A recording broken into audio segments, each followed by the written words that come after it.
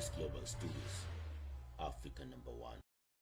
Welcome back to the Global Sunday. We just take a little break for technology every now and then. Lungani, what was that you were saying about church? Right when the tech gods decided that you should have gone to their church. Um, what was that you were saying? I think I was saying church is great. I think that's No, you were saying, okay. I don't know. I mean, I don't know. I mean, I don't know. We talked about. Oh yeah, yeah. I think I was saying. Okay, okay, good, good. I think now I remember. I think I was saying there's something about, well, from my experience. I think I did mention that even before. Now I remember like vividly. Um, there's something about church. Like there's that protection, and there's always that surprise that you come across when you go to church, but it is always like a good surprise. You find something, whether about yourself or about life. So that has been my experiences with church. I know I used to go to church when I was back in South Africa, and I went to church here once, and then now that I found this church, I'll be going more often. But there's always that new surprise, that something that reveals itself when you go to church. There's something special about church. That's all I can say. I can't explain it any further, and I don't want to confuse people, and I don't want to end up explaining things that I cannot explain any further. If somebody inbox me and say, "Hey, what did you mean about that?" I don't know. That's all I know. There's something special about church. Every time I go to church, there's always like a revelation, and I think there's like protection, like a wall or a fence that is built around the churches. I don't know. I don't know about other churches, but the churches that I've been through. So that's what I was saying. There's something special about churches. I'm Well, not if, trying to if convince you, people to go to church, oh but if they no, don't, if they want to go to church, best idea, best choice. but if you look at the sculptures Hmm. of the Buddha, Hmm. the bronze sculptures, there are many of them that there is a flame coming up out of the top of the head. It's that Buddha that's sitting there, sort of a basic triangular shape of the body that goes to that point with the flame at the head. What that flame is symbolizing is what you're talking about.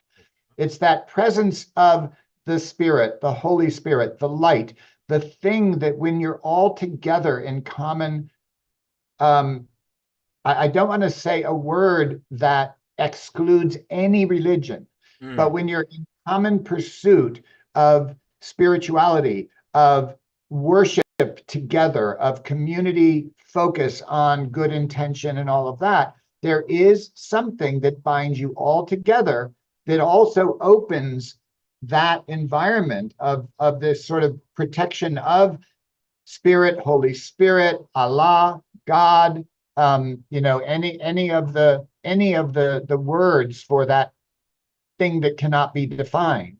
mm, There is like a bubble in that you're in when you do that, when you pray together with somebody, when you pray together with people and in song and music, it sort of strengthens that bubble.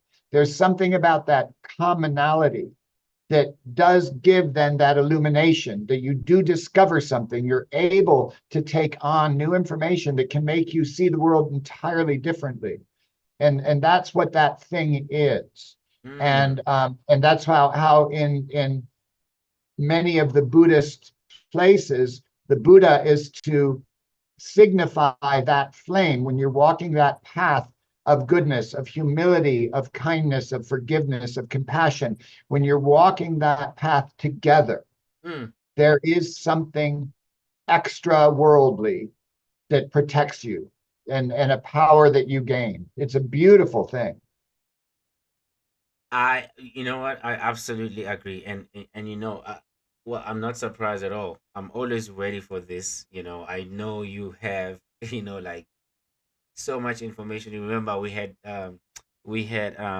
Mattia on the show before, and he always hated to do his final words after you, so I ended up putting him first.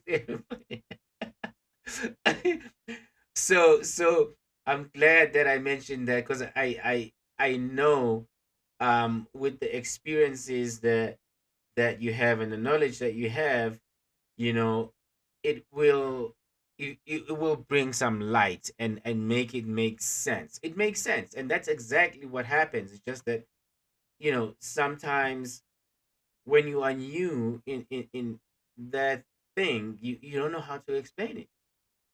Yeah. You feel it, you can sense it, and but you can't explain it. So the way you describe it, it just makes sense, and that's exactly how it happens, how it feels, and it's brilliant, it's amazing, you know. So um, I'm not inviting again. I'm not inviting people from home to go to church, but if you decide today because you're watching the show and you're hearing all these things about and church again, as you were explaining that, I look at church not as only Christianity. There are other churches out there which are different. Uh, I don't know what they are, and I cannot try to sit here and explain what they are. But I know there are a lot of different things that happens out there. I'm not just like stuck and locked in this box where I think that what I believe in is the only thing that exists. There are other things that exist out there, and if you want to go and experience that, it's the same thing. Go there, experience, and go to a different church. You might not call it a church, you might call it something else, but you're probably gonna find the same experience. If not, call me and then I'll invite you to my church. To Well, my I church. was in a conversation about the differences once with somebody, and this one guy said, you know, it's the same valley. Mm, It's just they're mountain peaks all around. And the mm, different ones are looking at the same valley from a different mountain peak. It's just a different point of view. Does the sun mm, rise on your right or on your left? Well, that depends on where you are, which way you are facing. And so mm, in that human need to acknowledge that it's not just us little puny humans that need food every day and shelter and community and laws and all of those things, because we cannot survive. Just one human in nature is not going to survive. We need each other. And that there is something that protects us, something that guides us that is not from this world. mm, And so that's the valley that is church or ceremony or ritual. And then there are all these mountain peaks around that valley that's a different way of looking at it, different way of, languaging it. mm, And I had that information when I was in my early 30s, and that really helped me when in conflict with people, in contentious conversations. We're looking at the same thing. We're probably wanting the exact same thing. We're just looking sometimes from a completely opposite point of view. And so it seems like we disagree, but we actually do agree, you know. I think today's topic was supposed to be like church. Yeah, I think maybe next week, we should open like a discussion, about church, and find out people's experiences of church, and find out what other people do instead of church, because that's what we need. We need to know and understand that there are people who do something different to fulfill whatever we trying to fulfill when we go to church, you know, and they get the same, probably the same results, or maybe sometimes even more. I don't know. So I would like to know and experience and explore that, and find out, what other people do out there. But I think we have the news today, correct? Yes, we do. Oh There yeah. is news. Can we Yeah, go to the there's news? things happening in this world. Who knew? I thought we had a day off, man. But no, no, countries are fighting, things are happening, Yeah, weather is happening. Yeah, there's news. yeah. Shall we go to the news? Sure. Absolutely. Let's go to the news. This is again, welcome to the Global Sunday Show. This is Lungani, and I'm with Mr. Laden. Mr. No, there's a guy. Somehow I'm related to the guy. I don't know. I think he was a friend of a family member, and he was called Mr. Know All because he knew everything. The guy knew he knows everything. I think we should name you Mr. Know All.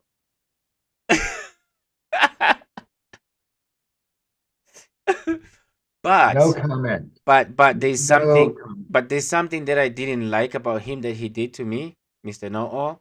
I'm not gonna mention his name. He so he was sitting on the couch and watching TV, and then he grabbed me and then sat me down, and he closed my mouth and my nose. He What? knew, yeah, it was like I was terrified. He knew how long it takes for a human being to die when you, yeah, yeah. So And you want me to have that name? no, it's, yeah, no, it's, I don't know, but yeah, he closed my mouth and my nose, and he was counting seconds. I still do not know why he did that, and the next time I see him, I'll ask him why he did that. Do And not let me know I who think that was. almost like 30 seconds or something like that, he had like his hand on my nose and my mouth, and I couldn't breathe. I couldn't do anything. I was trying to grab him, to scratch him, to like do everything I could. I just couldn't do anything. I've never, anyways. Do Um, not let me know who that person is, because I will be in jail for life for killing somebody. yeah, it was, I was terrified, and I couldn't understand till today. I I don't understand why he did that, but I'm Well, why keen. don't we give me a different name? Yeah. Oh, with that information, I think you deserve a different name. Yeah. Yeah, yeah, yeah. Well, we named him Mr. Know All because he would like have all the answers for all the questions that people would have, and stuff like that. But I think that was dangerous for him because I think he knew how long it takes for a person to pass out or to die. I'm just figuring it out right now as we talk. I don't know what the reason was behind the thing that he was doing, but he was Oh, probably that's counting terrible. seconds and saying, "Oh yeah, he's still okay. He's still okay. He's about to die. He's about to die." Whatever. I don't know. But I was like, I hated him from that day, and I don't hate him right now, a little bit, but I'm keen to ask him why he did that. What it was for. I mean, anyways, let's go to the news. I can't. I Yes. just, yeah. I just I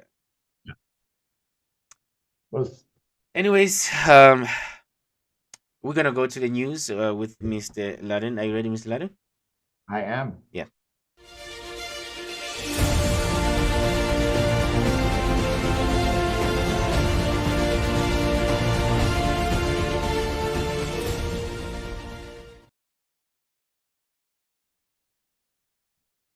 Welcome to the Global Sunday News.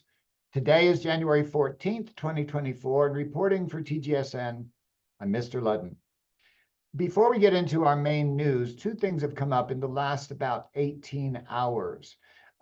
William Liu has been reelected for a third term in Taiwan. Now, and you will hear newscasters in America call him William Lai. L is how his name is spelled, but in his native language, that is Liu. That he is a pro-Taiwanese liberation from China. And so that is going to be a big topic coming up. So I just wanted to acknowledge that happened, but it has just happened. We don't have a response from China yet. We do have a little response from the United States, but it's just beginning of a story. So I'm sure by next week, this will be a big story. The other new information that came out in the last 12, 18 hours was that they have discovered, scientists have discovered that there are far more microplastics in the food and drinks that we consume in the Western world. Now, these are things that are manufactured, bags of chips, soda bottles, any kind of food that's sort of prepared in the store is going to have that. There are microplastics in the meat of fish because fish eat the plastics that are in the ocean, and then that gets actually digested and distributed throughout the flesh of the fish. The news is that because of this much more than they previously thought percentage of microplastics in our food, they are now beginning research on what are the exact implications of human health from consuming that amount of microplastics. So these two stories will be big stories coming up. I wanted to just acknowledge that they happened because they have just happened. And now we're going to go to the news that was scheduled. Okay, our first is on the anarchy in Papua New Guinea. The two biggest cities of Papua New Guinea were left in flames, leaving at least 15 people dead. The riots broke out in the PNG capital of Port Moresby after hundreds of police officers, soldiers, prison staff, and public servants went on strike in a pay dispute. The PNG government attributed the across-the-boards pay cut, which was substantial, to an administrative glitch. So all of those people received their pay. It was far less than they were expecting. And they were like, nope, that's it. We're not going to do our jobs. The police went on strike when they discovered that they had been underpaid. And without police oversight, the population descended into lawlessness, with widespread looting as a result. Prime Minister James Marape made an announcement that the lack of discipline in the ranks of the police and the military would not be tolerated. Basically, a tone-deaf response to the actual situation at hand. And while police returned to duty the following day, this happened last Wednesday, the situation remained at a flashpoint of tension, so much so that the Australian military announced that it is keeping a close eye on the situation. Now, the Australian military regularly supports the PNG with policing and military efforts, though there thus far has been no request for such assistance. And moving on to weather disasters, which continue to plague the world. As the climate threats to our planet continue with unprecedented events, it is in the United States this week that the worst weather conditions are found. Heavy rains continue to cross central and eastern U.S. Hundreds of homes and businesses in 12 states are without power, totaling 418,000 individual locations without power. And this rain is ahead of a brutal freeze that is now hitting most of the country east of the Mississippi River. And that storm is moving toward the northeast. As of this morning, the state of Arizona is the only state in the entire United States that is not under a severe winter weather watch, where the winds and the freezing temperatures are to the point that one cannot exist or survive outdoors. In New York and Philadelphia, the 1-2 punch of the flooding of storms followed by the deep freeze and winds up to 50 miles an hour are causing trees to be toppled, and many buildings are damaged. Their roofs being blown off of buildings. This deep freeze has put the region of the United States into the coldest weather cycle since 2020. And now we turn our focus to Russia. In a fiery speech, Russian President Vladimir Putin said that Europe needs Russia more than his country needs the EU bloc. In a speech in a small eastern Russian city marking the first ever presidential visit to that region, he proclaimed that Russia has shown true resilience by not bowing to foreign pressure. He also stated that Russia is a self-sufficient country whose economy is growing despite the sanctions, while the EU states are living through difficult times. He was questioned about threats received by a local volunteer group that supports the military's participation in the ongoing conflict in the Ukraine. He replied that Russia regularly receives threats and that doesn't scare him at all. He advised the EU to focus on their domestic issues instead of issuing threats, making the assumption that the EU was the origin of the threats, which has not been confirmed. This comes as a response to the recent statement by the United States and the EU that Russia is exploiting its position as a permanent member of the United Nations Security Council by acquiring North Korea's missiles and firing them into the Ukraine in violation of a Security Council resolution.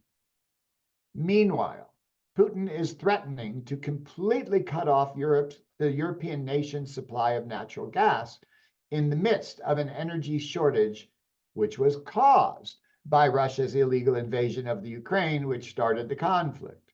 The pure political nature of his assessment and the irony of showing his superiority based on the disastrous results of his own actions is not lost on any onlookers to this transparent posturing. In addition, it turns a blind eye on the absolute collapse of the ruble and a Russian economic disaster that is impacting all Russians. Moving on, following last week's report on global debt, we look at Argentina. The International Monetary Fund announced that it will disperse $4.7 billion to Argentina, despite the country's failure to meet the requirements of its $43 billion loan in recent months. By doing this, the IMF offers a crucial lifeline to the new libertarian president, Javier Milei, as he pursues ambitious reforms as he takes office. The money includes a $3.3 billion tranche in the loan that had been due to be dispersed in November, which was delayed by Milei's inaugural in December. In addition, a $1.4 billion amount that the IMF had agreed to disperse ahead of the schedule. This deal is badly needed as Argentina is battling inflation of nearly 200% and is short of foreign currency reserves. Meanwhile, the current loan was on hold due to the former government having missed economic targets linked to the program. The new administration had been locked in talks with the fund since late last week. IMF spokesperson Caputo welcomed the agreement, but also said Argentina should not rely on it. For now, the IMF agreement looks like a timely win for Milei, who faces daunting economic challenges. He came into office promising to cut spending, slash bureaucracy, and free up business. But this program of deregulation is proving divisive on the streets and in their own Congress, where he lacks the majority needed to drive through the reforms. Now on to our commentary. There are some modern problems that aren't getting the attention they deserve. And as a septuagenarian, I find it, well, frightening. In my life, up until the age of about 55 years old, around 16 years ago, people around me could do things. They could do things like find their way home in a town they lived in for years, or being able to look at a broken door handle or lamp or clogged drain and figure out how to take care of it. On a snowy day, they would play a card game with each other, go make snowmen, go sledding, or melt snow water if the pipes were frozen. Today, people can't do these things, and neither can people my own age, and I'm embarrassed to say that. They have to look up a DIY video to learn how to fix things. And in these videos, they often find that they no longer have the tools in their homes with which to do it. So they go on Amazon to order one for home delivery. People can't find their way home without GPS. When it snows, they sit with their device glued to their failing eyes and look for something to solve the boredom that snow causes. And even when relying on their device, they no longer type the search. They ask somebody named Siri who's like a resident snoop who listens on everything they do to help them find it. Now, I was a professional ballet dancer, singer, and actor. And throughout my entire career, each year, we would put out 2 possibly 3 pictures to the public. Back then, a camera was mechanical, not digital. It required film, which was processed into a negative through chemical process and then transferred onto photo paper. When you took a picture, you took one picture and then had to wind the roll of film to advance to the next frame, take the next picture, etc. When the roll was fully exposed, meaning all of the frames on the roll had been recorded in the light imprint of the shutter opening, you sent it or took it to a Photoshop for it to be developed, which usually took a week. And so when posing for a picture, you had to get it right. You had to create the very best pose possible so that you would have a good image to present to the public. Dancers today aren't nearly as careful as we had to be, and they do not work nearly as hard. In fact, they are lazy. I am lazy today. The more we rely on apps, devices, delivery services, and artificial entertainment, the further we drift from nature, reality, and exercise. People decide whom to date based on altered digital photos that they take of themselves and carefully deceitful profiles on social media. Unfortunately, however, once you match or swipe to select a potential life mate, you end up with an unphotoshopped real human being in real time. Oh my God. I have another news flash for all of you. Your body is aging. Yes, it really is. And if you don't spend your childhood climbing trees, playing with a ball, having adventures that expose you to nature, or could recognize your surroundings well enough to find your way home or to the store without electronic help, then as you age, your body will deteriorate more quickly. And you will spend your entire life without maximum dexterity. You'll be disoriented, and you're going to be bored out of your mind. So my technologically lazy friends, myself included, as awesome as it is to be able to be here together on the Global Sunday, I wouldn't trade it for the world via all of the technology involved. I propose that after the show, or tomorrow morning for my family and friends in Africa, Europe, and Asia, plan an outing. Go play outdoors. Go dancing. Go climb a tree, or, and I mean this in a very good way, go take a hike. I'm Ken Ludden. Thank you for watching TGSN. Now we return to our program.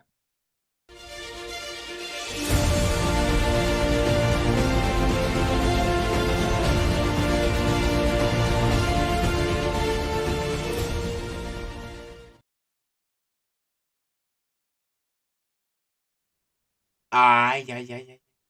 I don't know. Where is my overlay? I don't know Where are where the my frames? overlay is. I don't know. We just well, I call this naked. I don't know where my overlay is. I think that the technology, Siri was listening to what I was saying and is pissed off and Okay, is not letting us. let me try and fix this. Let's take a short break and I'll try and fix All it. right. I have no idea what's going on, but we'll be right back. The Global Sunday Show. Thanks to Mr. Laden for the news. We'll be right back.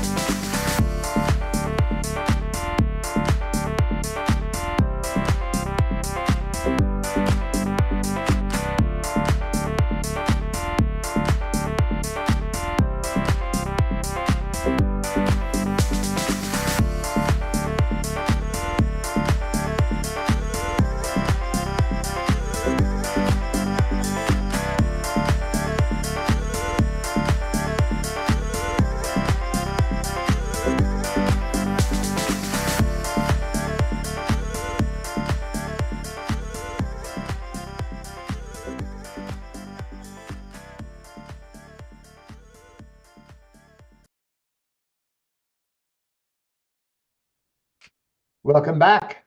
Oh, we had our frames for a second and then they went away again. All right, so this is us naked. Okay. That's the technology, man. Wow. Well, I guess we're gonna be naked. There you go. Something is happening. Look at that. Back in the 70s, we were naked a lot. Oh, there you go. Now it's back again. All right. Trust me, I didn't do anything. It has nothing to do with me. Well, it might have something to do with me, maybe because they hates me, but just because I talked about church. So, No, I think it's because of what I said about Siri. I think Siri's getting her revenge. oh yeah, actually, I mean, actually, okay. So there are a lot of interesting things that you said about that you mentioned about I mean on the news. There's a lot of things that you mentioned on the news, and one of the things that you mentioned was I also use Siri, right? I do use Siri a I lot, and know I you think do. it's very helpful. But one of the things that I'm trying to do is every time I meet like somebody, I meet someone and I save their contact details, I try to like cram it's called cramming, cram their names and do not save their names and leave the number only. So I can be able to tell who is calling by looking at the number, not by looking at the name.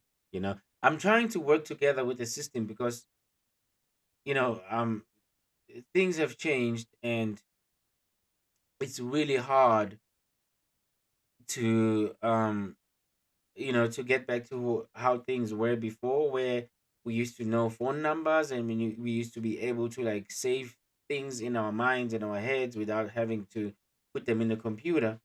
So what I'm trying to do is to use the modern technology, but in a sense that it can also it doesn't take away what used to happen in the previous life.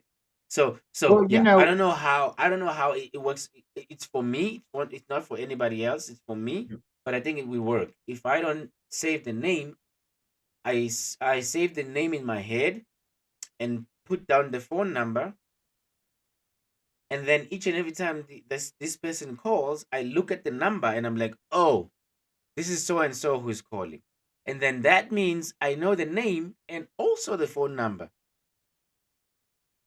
Does it make You know, sense? yeah, it does. You talk about all the stuff that I know. I'm not unusual.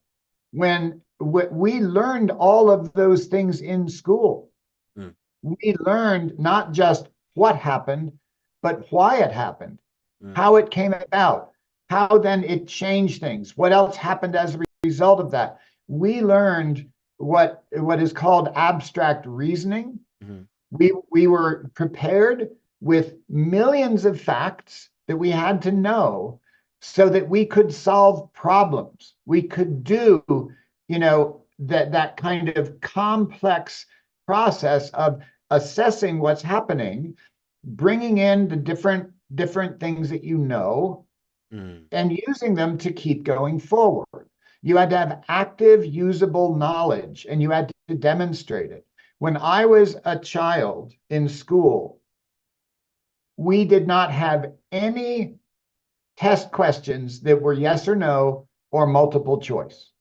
mm, There would be a question, and you had to write a sentence and answer it. It didn't give you a selection of four, one of which was going to be the right answer. It didn't give you the answer like they do now. And they also did not simplify the world into an unrealistic yes or no kind of situation. mm, There's nothing in this world that is yes or no. Even if you think about something, I'm going to go out on a limb here. So, people in the mailroom, get ready for hate mail and bomb threats. But I'm going to say that murder. Now, in the Ten Commandments, it says murder is wrong. It's absolutely murder is something horrible. But there are times if my child is being attacked by somebody trying to kill them, I will kill that person or try to before my child can be harmed. And in that case, I do not think murder is wrong. The same thing, if somebody has to steal food because there is a system that only the rich people can afford food, and yet the poor people are the ones doing all the hard work that produces the food, then I don't think that's stealing. I don't think that's wrong. So I don't think that there is ever a yes or no, black or white decision. You have to process all the facts and the context, all of the things you know about the situation, the person, where you are, what happened before, why is that other person acting in that way? You know, that is what education was up until the 1980s. Wow. In the 1970s, when they started using computers to process things, that's when you had the first multiple choice questions. And an interesting, very interesting thing was when that multiple choice format hit the IQ test and the Scholastic Achievement Test, the SAT, all of a sudden, you weren't getting a clear measure of what that person actually knows, because in that list that you're giving them, there is the right answer. Before that, you didn't have the right answer unless it was inside of you, you know? And that is why it might seem like I know a lot of things. I'm not extraordinary. I'm a bit weird, yes, but I'm not extraordinary. And the thing is, I had a good education. You know, in our academy, I teach a thorough education. You know, I'll be teaching something and I'll see that the dance students are doing it sort of like robots, and I stop them and I tell them the history of it. I tell them where it comes from. I tell them, why do we bend deeply on one leg and stick the other leg out and bow forward like that? Why is that the way? There's so many ways you could bow. Why that? You know, etc. So that when you do something, when you decide something, when you choose a goal, when you select a gift for somebody, you're not just doing something on autopilot from artificial intelligence, you know, what Amazon decided to put up in front of you to make you buy it. You think of the person. You think of what they like, what they need. You think of your relationship with them and what is going to demonstrate how you actually feel about them. In our family growing up, we were not allowed to purchase a gift for anyone unless we first made by hand a gift for them. If you made a gift for them, then you could go buy something that was manufactured for millions of people, nobody in particular. Because that's an insult. You know, if somebody goes to the store and grabs something off the shelf and says, here, I got this for you, you didn't get that for you. Society decided that that was a convenient thing that you'd be able to afford that's supposed to reflect something personal. It's not personal at all. Anyway, so, and I could go on. I think, I think that is a very brilliant statement. I mean, all of the statement that you made, but the last one also, because most of the things that we buy online, we buy on Amazon and stuff like that. These are the things that are made by machines. They don't have the human being touch, and there's something special about the human being touch. You know, anything that is handmade, it's just special somehow. It brings life.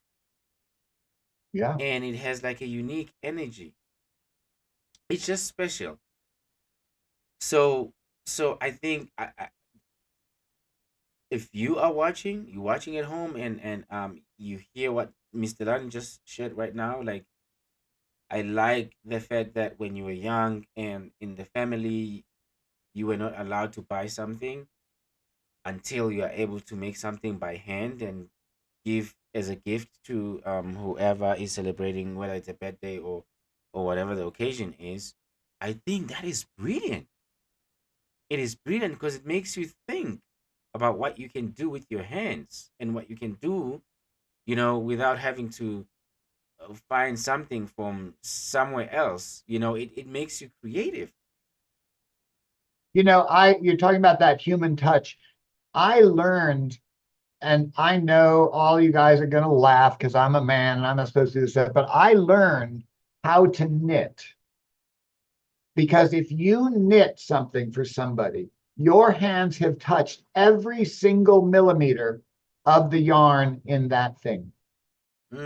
Because it has to go through your fingers as you knit. It's pulling it through your fingers. You are touching everything. If you knit a scarf for somebody, it's like you're hugging them when they wear it because you have touched every inch of that. If you bake bread, you knead it with your hands. You've touched every bite that they take. It's like you're handing them the food yourself. It's very personal. Wow. And when you are making something for someone, the whole time you're making it, you're thinking about that person. And you are deciding every minute over again to spend that time of your life in honor of that person.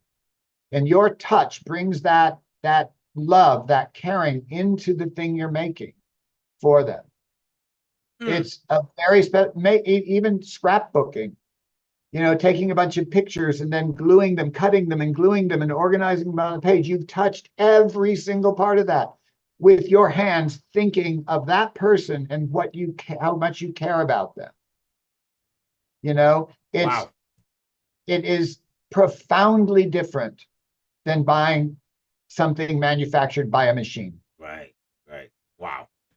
Well, with that said, let's go to learn isiZulu and see what we can teach people today. I know there's a couple of people who are waiting to learn isiZulu today, and I am gonna teach isiZulu, although I have some technical difficulties. I don't know what's going on actually.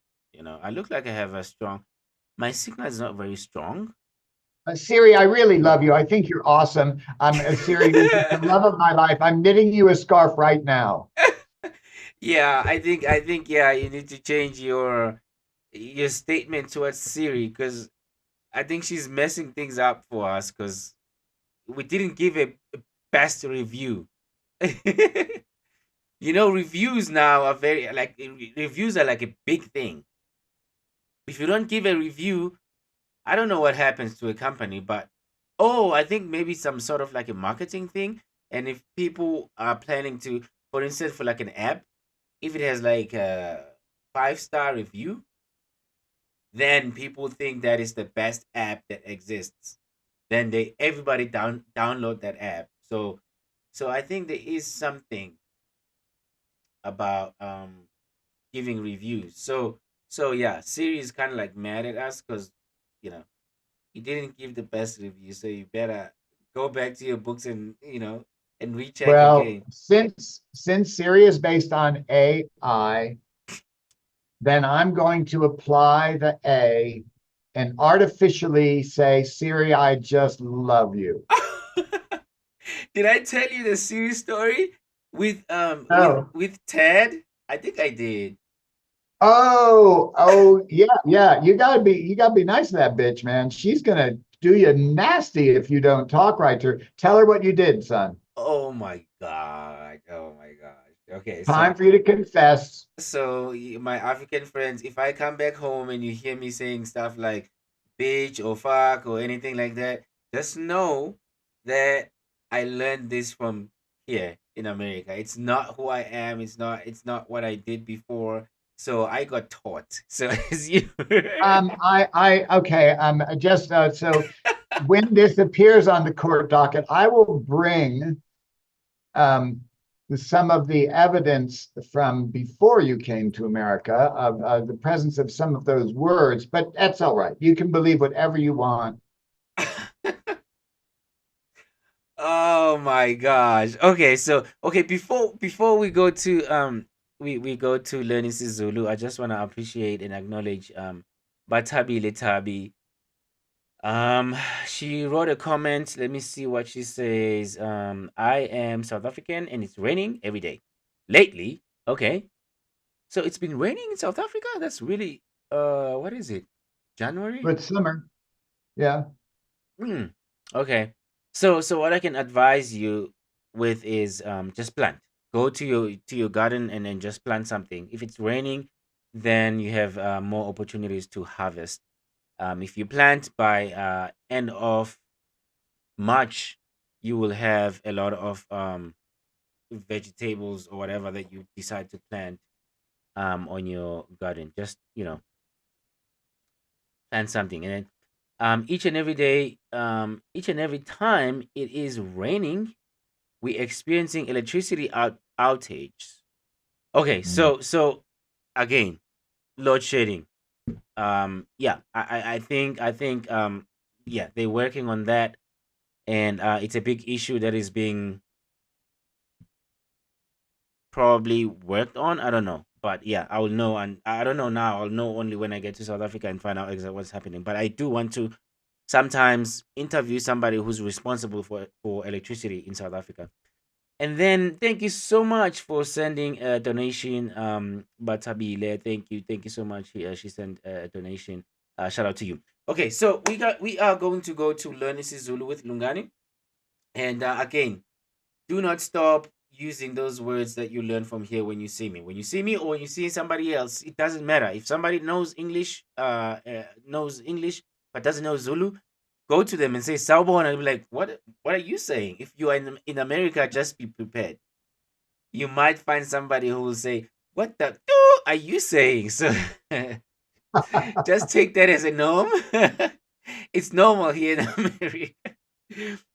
I remember a couple of months ago, I wanted to write something like, you know, uh, in Zulu, in Zulu you say intlamba.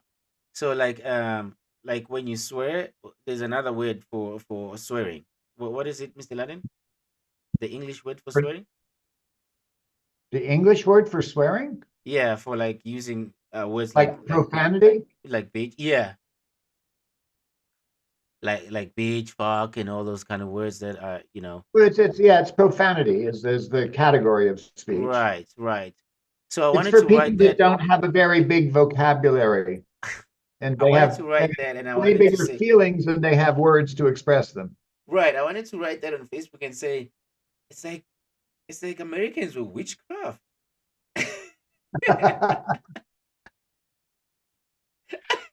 And it is normal for them. Every time I'm hang out with friends and they start saying, "Oh, yeah, you're talking about that bitch." I'm like, "You're just gonna say that bitch and nobody just gloss over it and nobody like pays attention that you just said bitch?"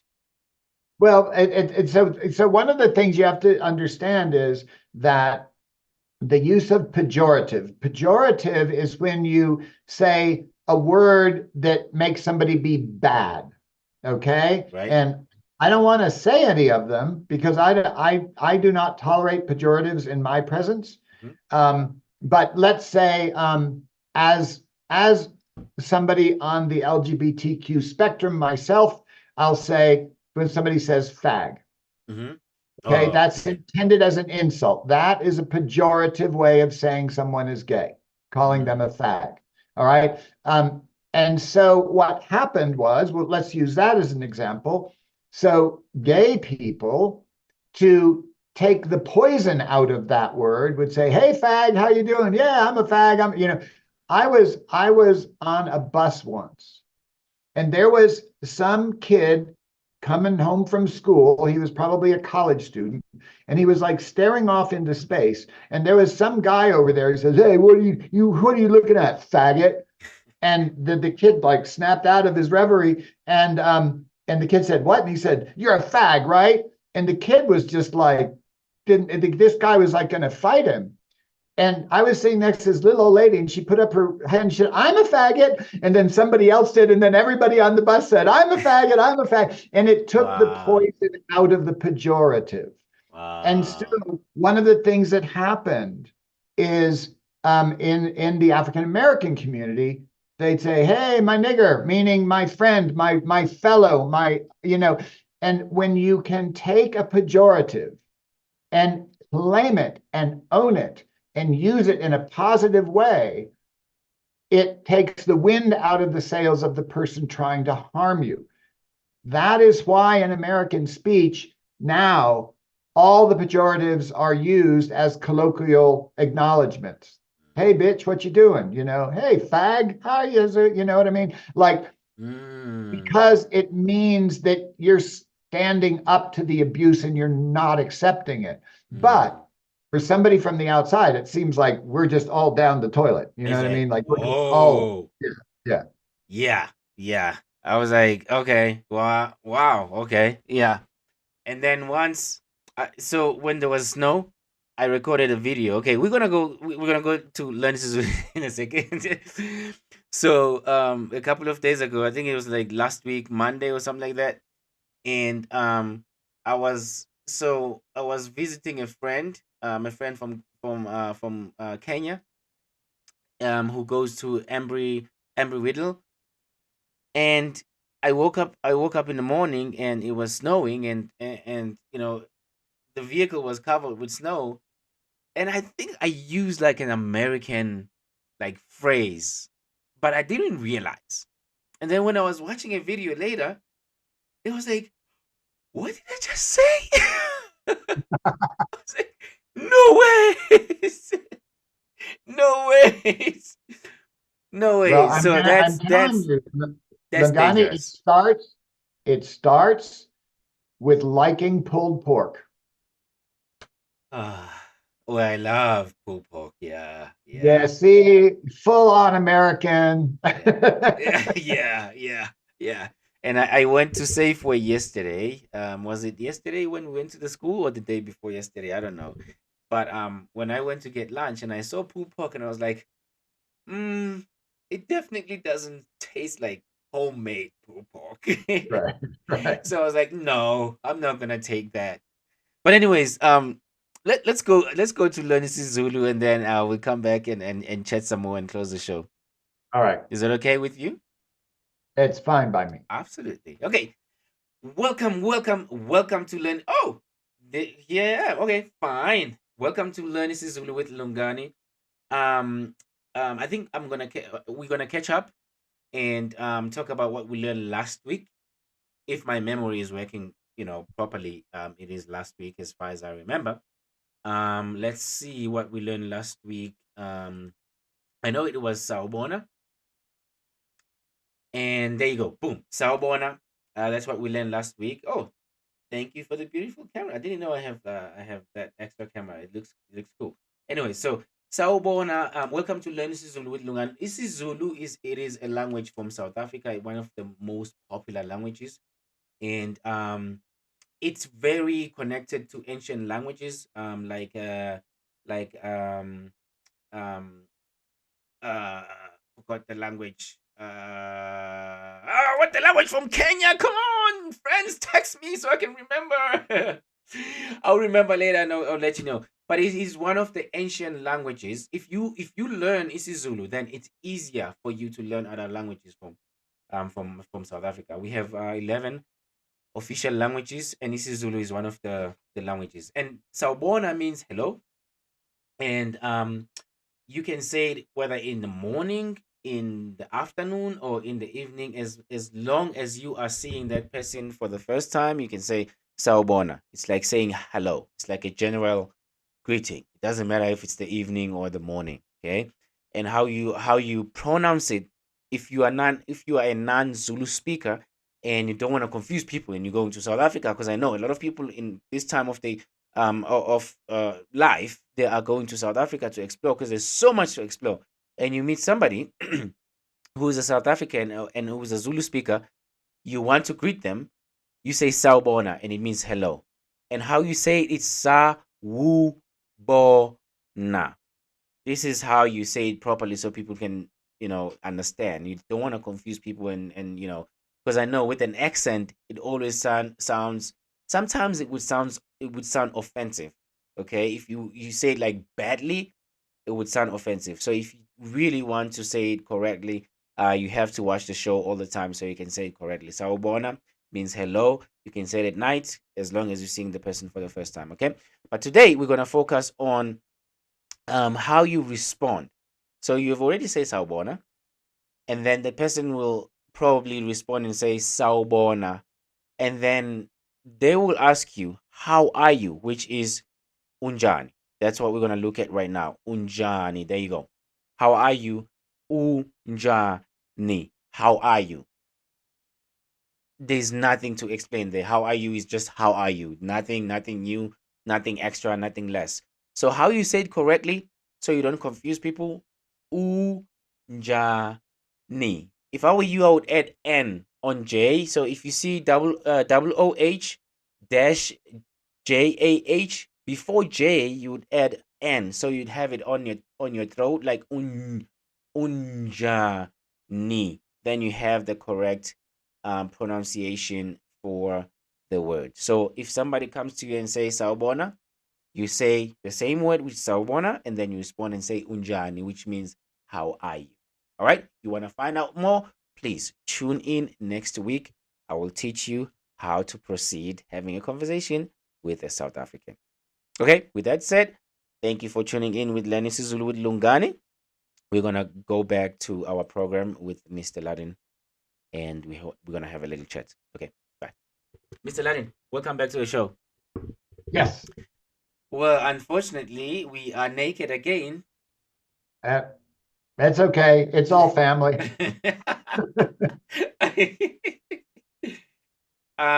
Did you learn anything from today's isiZulu lesson? Oh, look at that! Wow. Well, I kind of learned what was that word? La. No. That's a word. Yes, Lala I know. means sleep. I know. I didn't fall asleep. No. So, but I understood something. That's I unfair. understood something more today. Mhm. Um.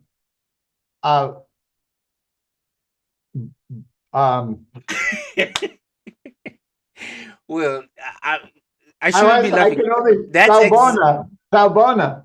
That's Salbona. exactly how I feel when I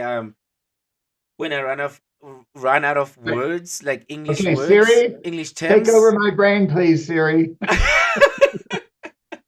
Hey Siri. Oh no, I'm not gonna say that because I'm using Don't a say Mac. that. Don't say that. No. So Salbona, Who indeed? as we talked about afterwards last week, has to do with, it means I see you, but it means all of me sees all of you. Right. Now I understand why you would say that only the first time you greet somebody in that day. Yeah.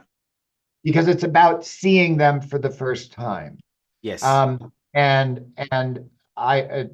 it's such a beautiful etymology. Etymology is the origin, like the DNA of how a word comes into usage, what it means, what it started off as. Like goodbye in American comes from God be with you. Oh. If in Old English, God, you'd say good, not God, you'd say good. And then be with you would be ye. Good be. Wow. Be ye. So, or by ye. So, good by ye means God be with you in Old English. And so that became goodbye. Wow. And so, all of these, now I speak a few languages, and behind each language is a way of thinking. In English, we use what's called parallel structure. If I say between last week's show and this week's show, well, last week's show, we were talking about, I don't remember what, the new year, I guess. And then this week's show, we talked about church. Okay. But in French, you would say between last week's show and this week's show, this week we're talking about church. Last week, you reverse the order.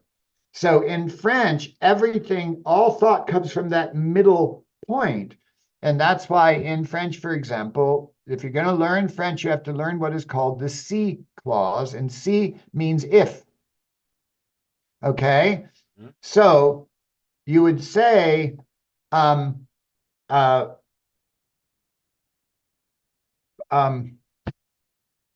Yeah. I cannot. I need to say Unjani. Unjani.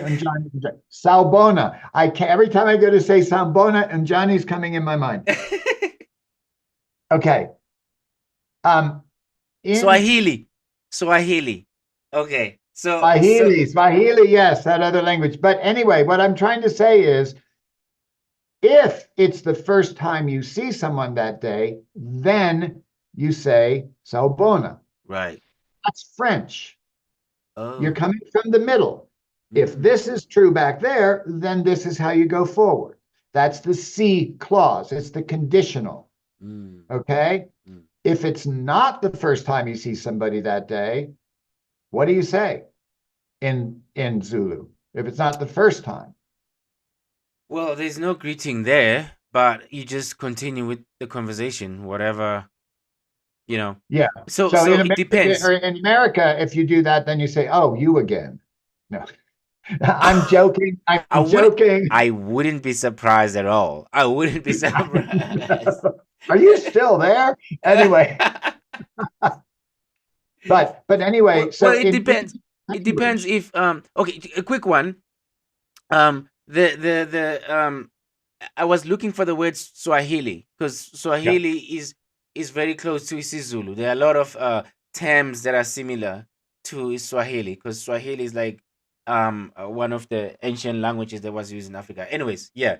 But if you were in like the same area, let's say you are in an event or Okay. at the same event, and yes, you were around, you were in the event, but I didn't see you. I Ah, can say Sawubona because I didn't see you.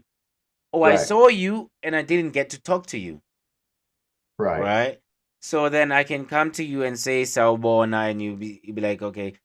But um the the actual traditional way is to say Sanibona, which is a different story. That's why I didn't use that because it goes a long way. I didn't want to start, I didn't want to start explaining that and explaining in depth. I didn't want to do that, so I'm using the simple one, which is Sawubona, and yeah, it's just simple as that. Sawubona, you see a person, you greet them, and even if you saw them but you haven't spoke to them, when you see them, you say Sawubona, and then it's really funny when it comes to a greeting. It's really funny because I don't know who I was talking to, but I was explaining to them where the cheers, like when you cheers, right. the history of cheers, like where it comes from and etc. Because I've traveled and I've heard a lot of stories and history, and I found out when I was in Canada that the cheers come from when there were wars before and people were poisoning other people to gain certain positions. If you were close to being a king, or your son's gonna be king and you're trying to poison the other one so the other one can die and have all those kind of things. So whenever they had like a party or a gathering or a meeting or whatever, they will do like a big cheers with their beer in the mugs so that the beer can spill, and cross. If you have poison on the other beer, the poison will spill on the other beer, and I would look at you, and now it starts to make sense why people look each other in the face or in the eyes when they do cheers to see if you are drinking it. Because if you're That's right. not drinking it, then it means we just did that exchange of cheers and you're not drinking it? Well, but also, if you That do means that, there's poison. I know I put poison in your beer, and we do that, and I'm going to look to see if it's splashing in mine or not. Oh, So okay. if you break eye contact, it means you're checking to see, did that poison get in my drink? Can I drink it or not? Oh my god. Okay, The so other ju- the other just thing just for is, just for okay, fun. Okay, let's say you had poison. Let's say you had poison in my drink. We chasing like one spot together. We about to be like king's assistant or whatever. Yeah. and we having whatever water or drink or beer or whatever, and we just did a cheers, okay, and you had poison on your drink, and then we do a cheers, and now that we did a cheers, and then the beer, my beer goes into your beer, and yours goes into mine. How would you how would you react? We just did a cheers, okay? So we're gonna do it, and then you're gonna explain you're gonna explain to me how you react, okay? So Okay. we go. So we do it. We do a cheers. Yeah. Okay. So cheers. Cheers. And then it Oh spills. my God, I'm so glad to see you. I throw my arms up, empty all of my beer, and give you a hug instead.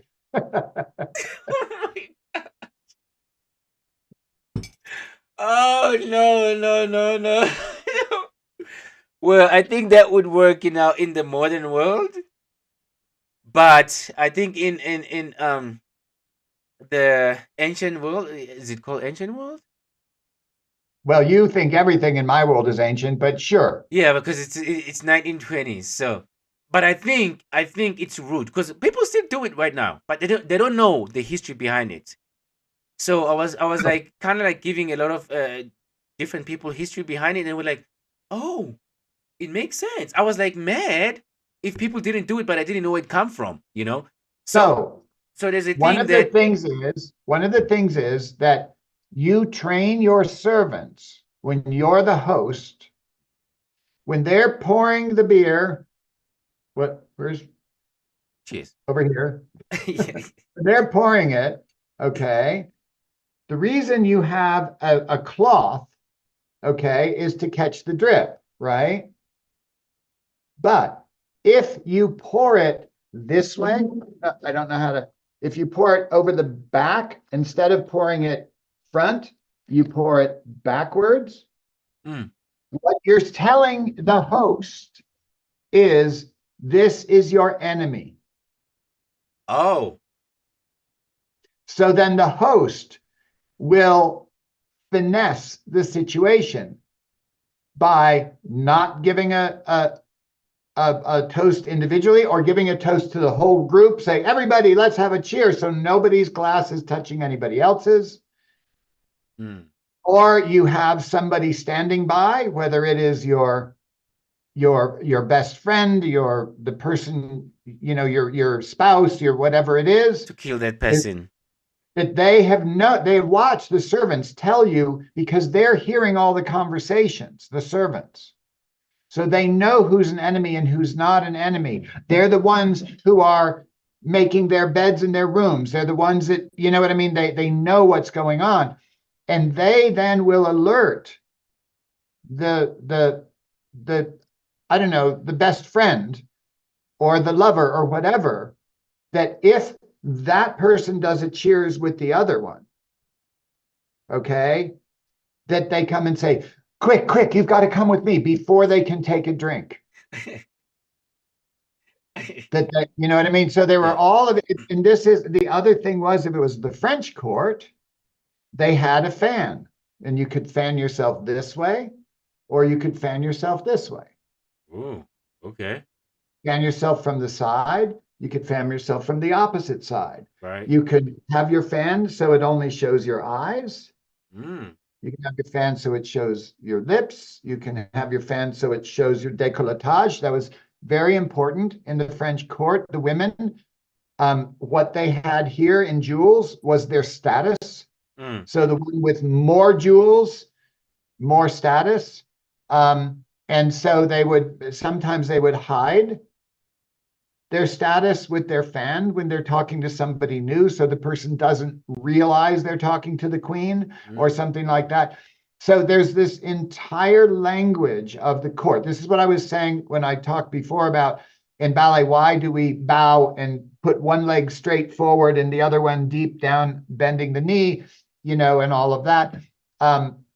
They didn't have mouthwash. They didn't have toothpaste. They didn't have deodorant. They didn't take showers. They didn't do their laundry every day. And so what they did was the cuffs had big ruffles on them. And then around their jabot, which is a kind of a tie, it would have lots of ruffles on it. And then the fan, all of those things had perfume on them. Oh, So if you go, Your Highness, then if bad breath comes out, it's mixed with the perfume. right. Or if you're putting your foot out to bow before the person, okay, because that means your weight is going away from them, so you can't attack. Mm. If your weight is all on the back leg and the front leg is out straight, you cannot attack that person.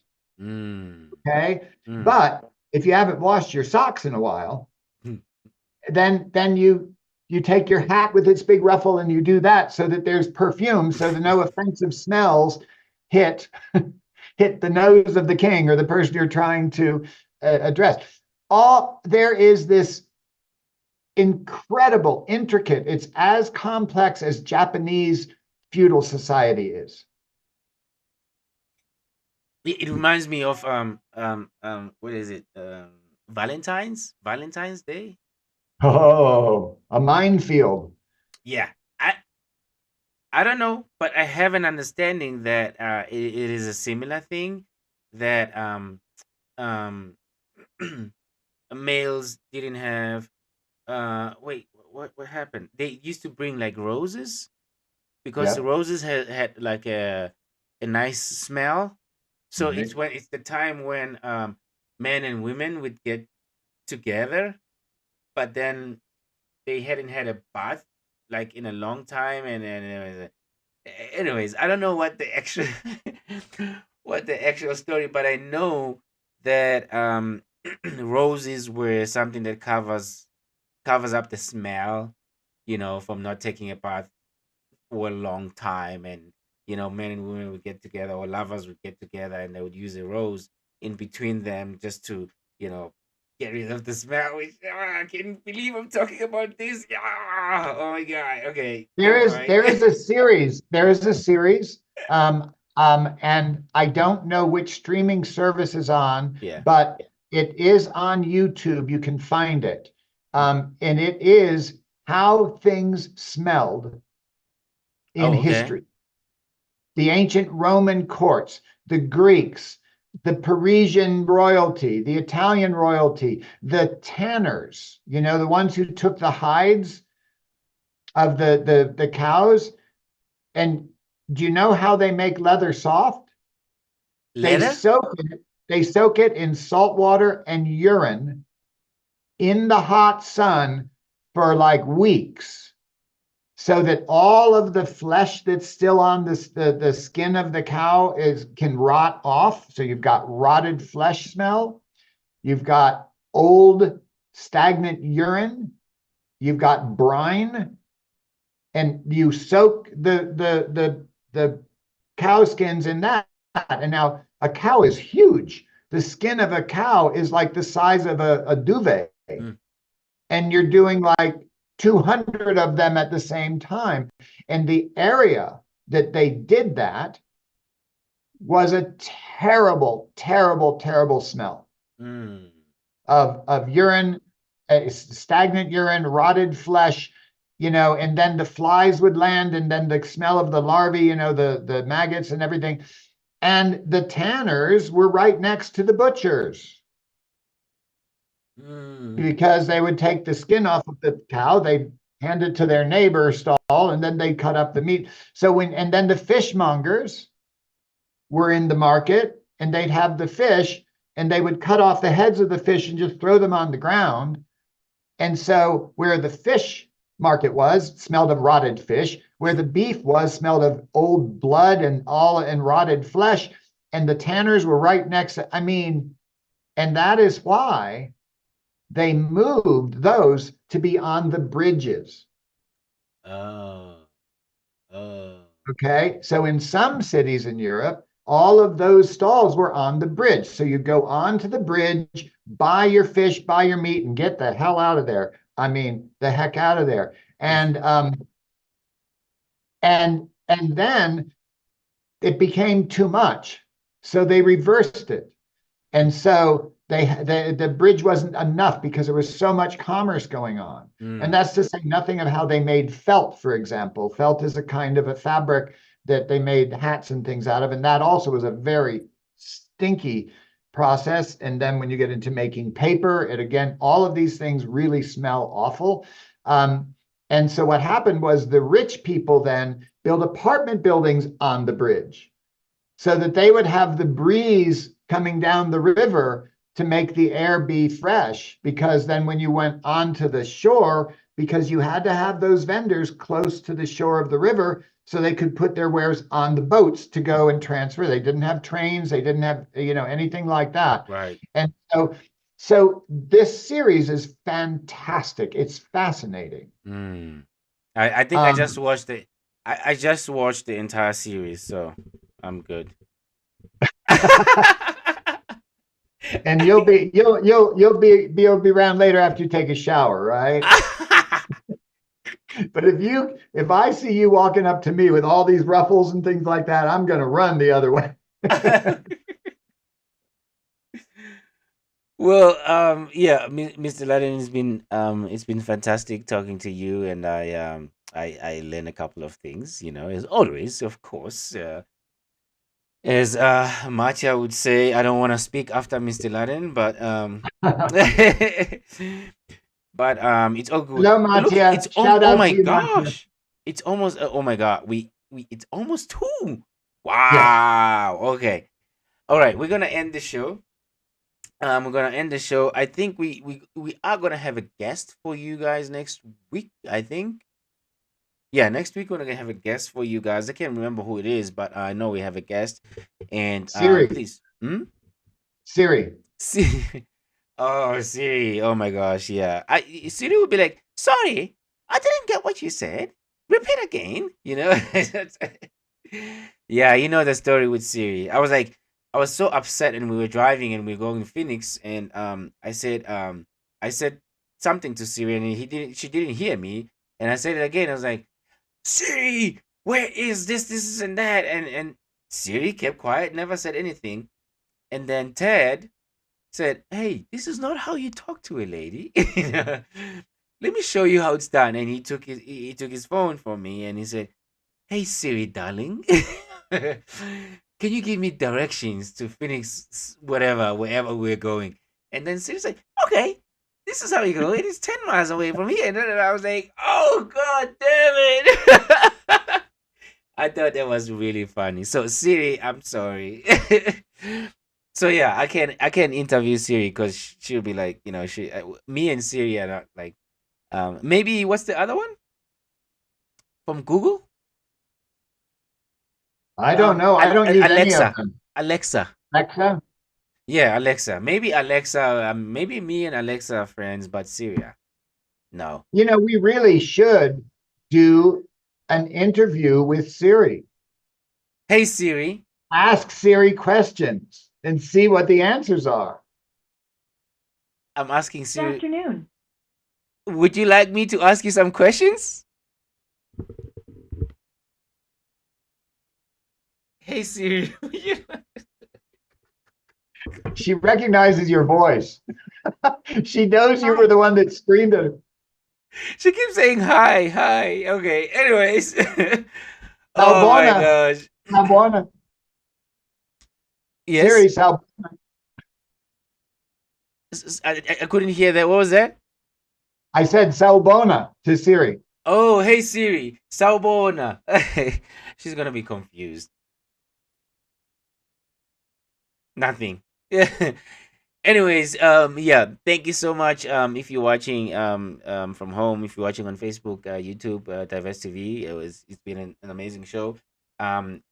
Eventually we'll find a way to have people who are watching from home to be able to join us anytime they want to. I hope that Siri and the AI can produce something like that, so we can be able to invite people who are watching from home and just call in and have their video if they want to show their video or just an audio. We are capable of showing the audio, but I think it would be fantastic to have a video as well, so we can have people calling in and join in the panel and have a discussion. And I think it would be fantastic. But yeah, it's been an amazing show.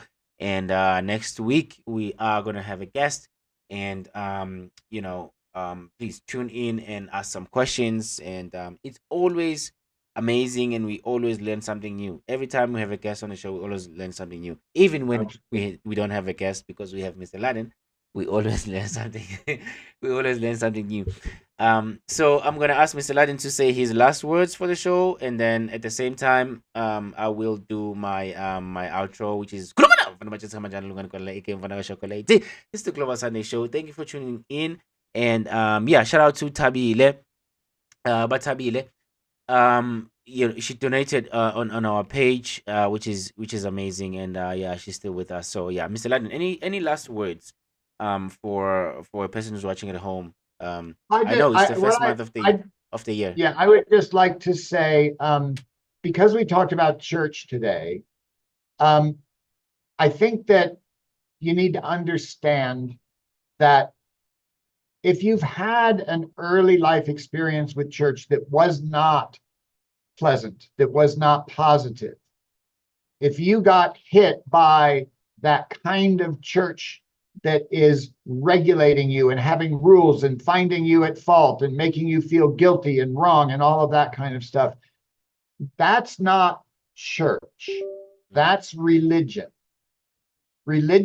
All religions are made by human beings. Spirituality is what comes from the divine source. And they say that religion is for people who are afraid of going to hell. Spirituality is for people who've been to hell and they don't want to go back. That's when you learn to be forgiving, to be kind, to be compassionate, to be understanding, to, when somebody confronts you, don't shy away and don't fight back. Stand there. Love your enemy, because that is the solution to conflict. As a matter of fact, to quote a character that I wrote in one of my books, a woman named Fanny, Fanny says, love is God's sword, and it can conquer anything. The devil and God in a battle, God's love conquers all. And so remember, spirituality is about love. It's about gratitude for the fact that we exist and that we can exist together and we can share and we can have that bond that gives you something, a greater feeling, like this bubble of unity and protection and good vibe. Okay. So if you've had an early experience in life that does not align with that, that's more a religion thing, give it another try. And the other thing is, what you look for, you will find it where you're looking for it, if you look for it. In other words, if you're looking for kindness, you will find it. If you're looking for meanness, you will find it. So really check what you're looking for when you go into any kind of spiritual gathering, whether it's a church or not. Anyway, that's what I just wanted to say. It's just like sometimes we have messaging that would seem to address only the straight people in the world. And I always try to balance that by saying, but if you're not straight, you also deserve love and affection and acceptance and all that. And so for those who are anti-religion, don't go to religion, go to spirituality, go to church, go to unity, go to community. Wow. So those are my last words. Mr. Laden, everybody, thank you so much, Mr. Laden. Thank you so much for you at home. You all know nobody talks after Mr. Laden, so that's it. Thank you so much, Mr. Laden. It has been a great show. I'll see you all next week. Remember, this is the Global Sunday Show, and we are here to inspire you. We are here to bring positivity, nothing else, just positivity, and to bring light as well. So we'll see you next week, same time, same place. Join in. Lungani kwala bathi khuluma fanele bashisa manje lungani kwala fanele shukule baba.